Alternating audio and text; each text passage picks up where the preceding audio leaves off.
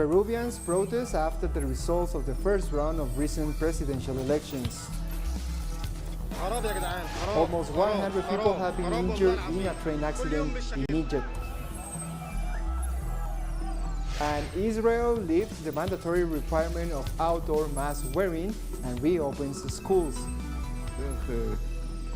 Hello and welcome to teleSUR English. I'm Jose Daniel Lopez in Quito, Ecuador, and this is from the south. In Peru, about 100 demonstrators have rallied in capital Lima, alleging electoral fraud and calling for new presidential elections. Protesters marched to the National Jury of Elections, demonstrating against the results of the first round of presidential elections held a week ago. Far-left unionist Pedro Castillo and right-wing populist Keiko Fujimori will run for the presidency of Peru in a second round of voting on June 6th. After the results of the first round showed them pulling ahead of other 16 candidates. Fujimorism is red-hot corruption, 100%. We have not come to support Pedro Castillo. We are neither with the right nor with the left. Like the old Peruvians who used to say, "Move forward, Peruvians," at a winning pace. We are for that, for Peru. We want the votes to be recounted again or a new election if possible. And Peruvian ex-president Martín Vizcarra has been barred from public office for 10 years over a vaccine scandal. The president has been accused of being part of a group of 470 people who were secretly vaccinated against the coronavirus before the official start of the country's immunization campaign. However, the former president said he was taking part in a clinical trial. Vizcarra will not be able to occupy the deputy seat he won in legislative elections held last Sunday, at the same time as the first round of a presidential election. He became president in 2018 and was impeached in November 2020 by Congress on charges of corruption, which he denies. Congress has also sanctioned 2 former ministers accused of having been improperly vaccinated.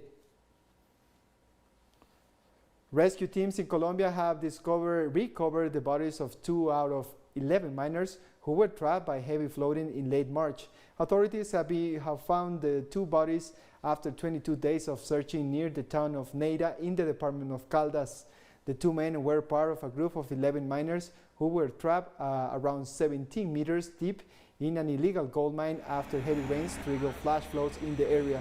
The search continues for the rest of the trapped miners. Well, the hope is that they deliver him to us. They will not deliver him today, but at least they will take him out of here, out of the mine. To identify him, they will take him to Manizales. And in Manizales, there will be a process, because they send me to do a DNA test, and that is how they will identify him.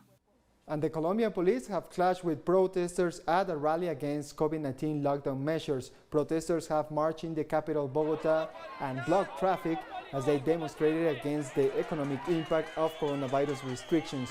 The police used extensive force to try to disperse protesters. The government has recently imposed new restrictions on movement and also nightly curfew in municipalities where intensive care units are near full capacity. According to health authorities, nearly 17,000 new cases and 380 deaths were reported in Colombia over the last 24 hours. The disease is very terrible. We aren't denying that. I lived it. Last year I was in bed for 15 days because of the coronavirus. But I'll tell you what's stronger than the disease, the economic crisis. Because if you're hungry, you cannot live. Hundreds of people in Argentina have taken to the streets of Buenos Aires to protest against coronavirus restrictions. Argentines around capital Buenos Aires are rebelling against tightened pandemic restrictions brought back in this week as daily COVID-19 cases surge to record highs. President Alberto Fernandez announced new restrictions for the Buenos Aires metropolitan area where 15 million inhabitants live. Last Wednesday extended a nighttime curfew and shuttering schools for the next 2 weeks, among other measures.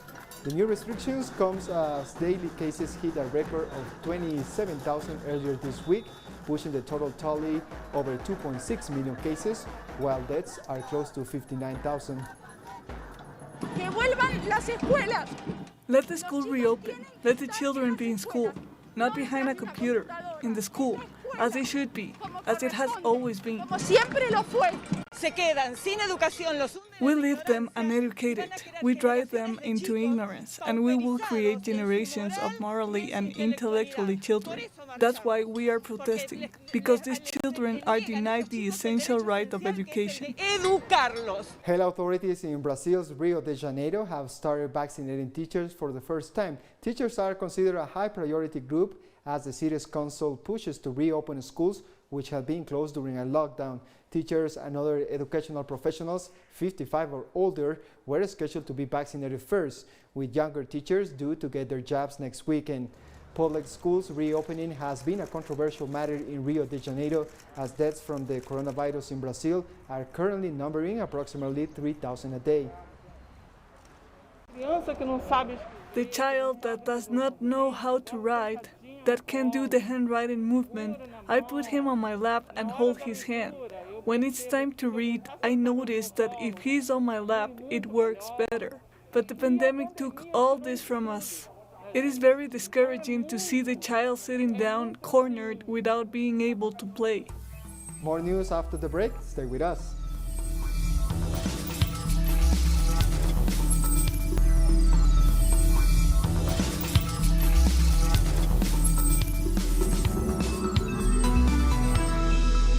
Welcome back. At least 11 people have been killed and about 100 injured in Egypt after a passenger train derailed north of the capital, Cairo. 8 passenger wagons ran off the railway at the city of Bana. Many passengers managed to escape to safety along the railway. The cause of the accident was not immediately clear, but it came just 3 weeks after 2 passenger trains collided in Soha province, killing at least 18 people and injuring 200 others. At least 96 soldiers have been killed in the past 2 days after heavy fighting erupted near Yemen's Marib city. Houthi rebel fighters launched an offensive on the government's last northern toehold. Aircraft of a military coalition led by Saudi Arabia provided air support to government ground forces. The loss of Marib will be a heavy blow for the Yemeni government, currently based in the southern city of Aden, and for its Saudi backers. The rebels see Marib as a strategic prize that will give them more bargaining power in peace talks that Washington says must begin soon. The conflict has killed tens of thousands of people since Saudi Arabia and its allies intervened in 2015. Syria is set to hold presidential elections on May 26th. The elections are widely expected to give President Bashar Assad a 7-year term. It is unclear whether any candidates will run against him, but Parliament said they can present their nomination to the Constitutional High Court starting Monday. Syria has been in civil war since 2011, when Arab Spring-inspired protests against the Assad family rule turned into unarmed insurgents in response to a brutal military crackdown. I invite those who wish to run for the position of president of the Syrian Arab Republic to submit their candidacies to the Supreme Constitutional Court within a 10-day period starting Monday morning, April 19th. The Syrian citizens living abroad will be able to vote at Syrian embassies on Thursday, May 20, 2021.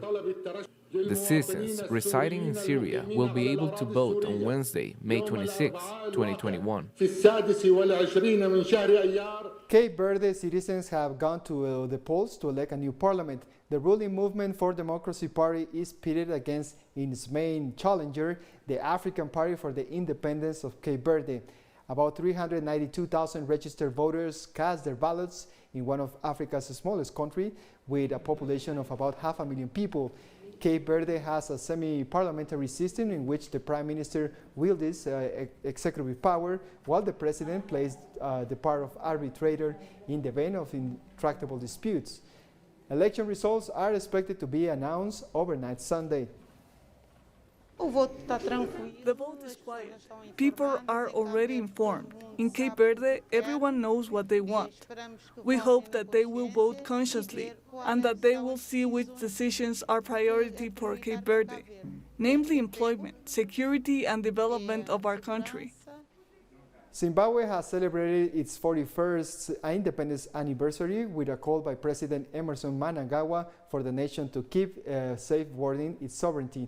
Zimbabwe obtained its political independence from British colonial rule in 1980 after decades of struggle fighting for liberation.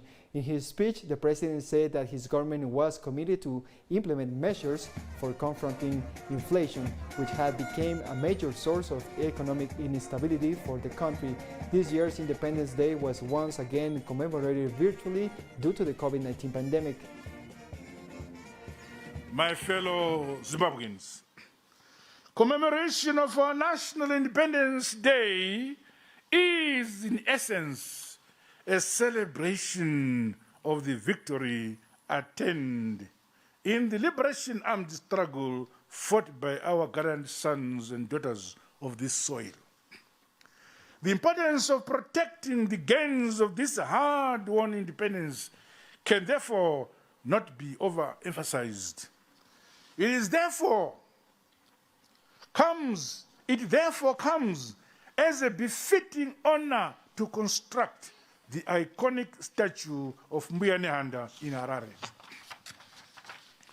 The monument will be a permanent reminder and a towering statement of motivation for future generations on the importance of serving your country wholeheartedly and defending it with unflinching patriotism and loyalty. Zimbabwe's government has released thousands of prisoners under a presidential amnesty to reduce the spread of COVID-19 in the country's overcrowded jails. Zimbabwe's prisons have the capacity to hold about 17,000 inmates, but they have currently housed about 22,000 prisoners. Authorities have also suspended visits to prisons as part of measures to combat the spread of the coronavirus. Zimbabwe has so far recorded over 37,500 cases and more than 1,500 deaths. The amnesty will go a long way in reducing our prison population, and that obviously means a reduction in the expenditure part of the prisons. And we also, in terms of the COVID-19 pandemic, it's a very, very huge advantage to us. The body of Mali rebel leader Sidi Ibrahim Ould Sidati, who was shot dead Tuesday by unknown assailants in the capital Bamako, has been flown to Timbuktu for burial. His body will be transferred to Bern in central Mali for his funeral. Ould Sidati was a signatory to a crucial 2015 peace accord and the rotating president of the Coordination of Aswad Movements, a mostly ethnic Tuareg alliance that rose up against the central government in 2012. His killing comes as Mali remains in trouble with transition authorities running the administration after a junta overthrew a civilian government last August. My first wish is that the Arab community can remain united to face new challenges, because new challenges are to arise of challenges, but also new challenges that we must face together with Mali. In South Africa, hundreds of patients have been evacuated from a hospital in Johannesburg after a fire broke out. About 700 patients, including those with COVID-19, have been moved from the Charlotte Mackele Hospital to nearby public hospitals. No injuries or casualties have been reported. The fire has been contained, but the hospital is now closed for 7 days. Early Saturday morning, the fire caused the third floor of the hospital's parking garage to collapse. 60 firefighters have been battling the blaze throughout the night. The fire started Friday morning and had been extinguished by the afternoon, but then it started again in the evening and continued burning overnight.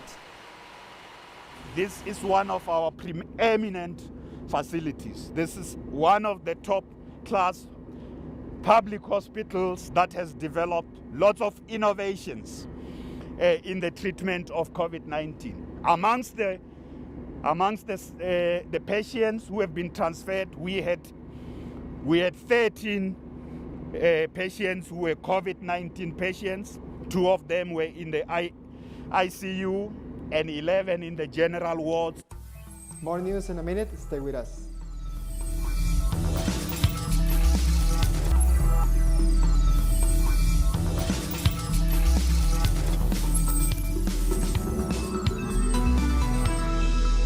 Welcome back.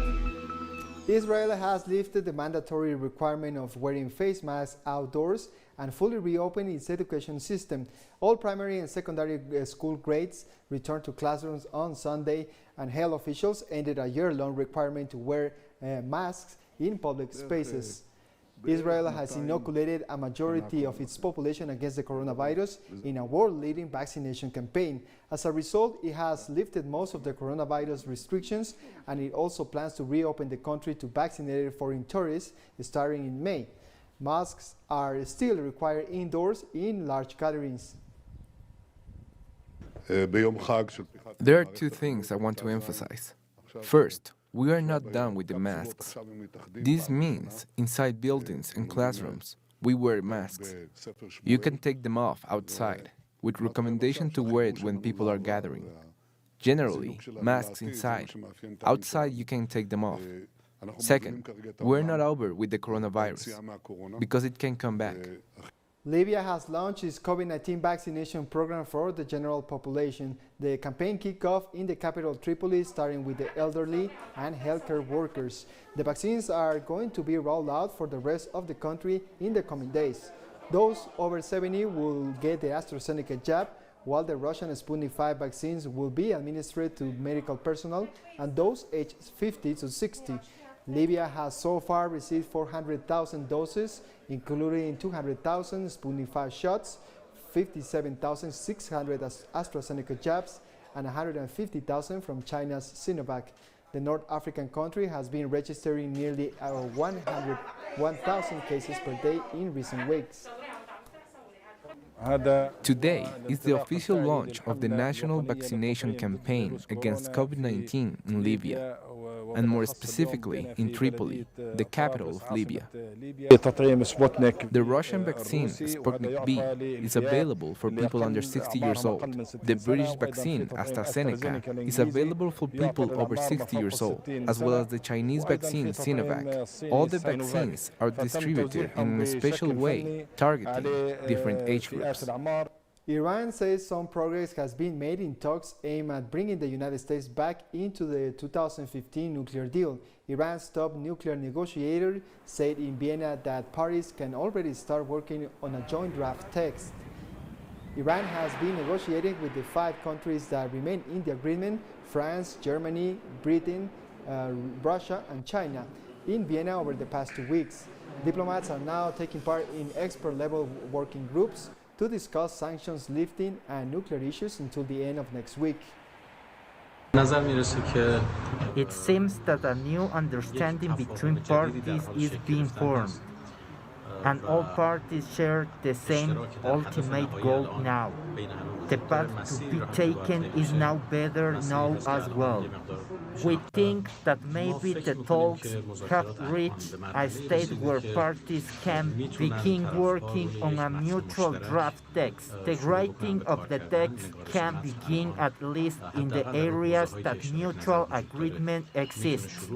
France is imposing a compulsory 10-day quarantine on travelers arriving from Argentina, Brazil, Chile, and South Africa. Flights from Brazil were suspended until at least next Friday because of concerns about the P1 variant of the virus, which is more contagious than the original strain and can also reinfect those who have the original virus.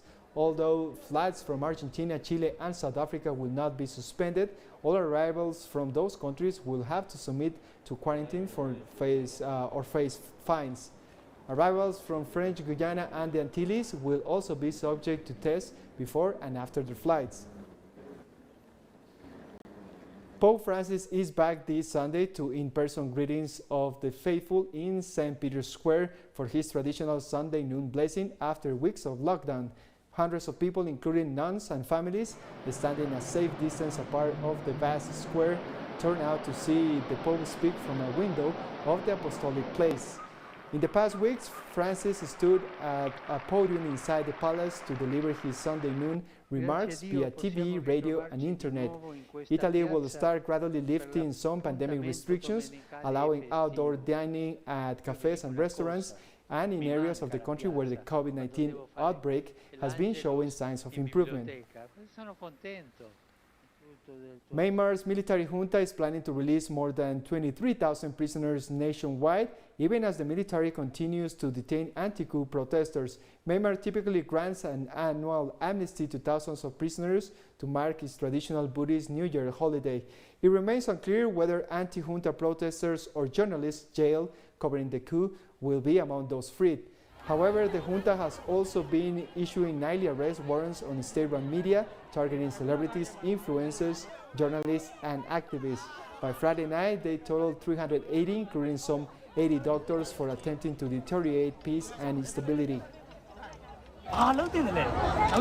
We are free now, so we have to think about what should we do, how we should do it, and what should be done now. Many of my comrades and heroes have died from the crackdown, and some of them are behind bars at the moment. We were released after we had been in prison for a quarter of our sentences, with a condition that we must not repeat the same crime, which is to criticize the military again.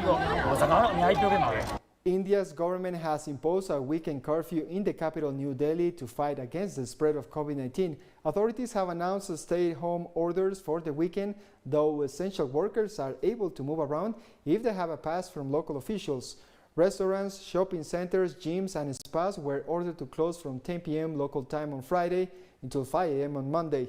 The move comes after similar measures were imposed in the worst hit state of Maharashtra, home of the financial capital Mumbai, while dozens of other towns and cities have imposed nighttime curfews. Health authorities on Friday reported more than 234,000 daily new cases across India. And we come to the end of this news brief. You can find this and many other stories in our website at telesurenglish.net. And join us on social media, Facebook, Twitter, and Instagram. For TeleSUR English, I'm Jose Daniel Lopez. Thank you for watching.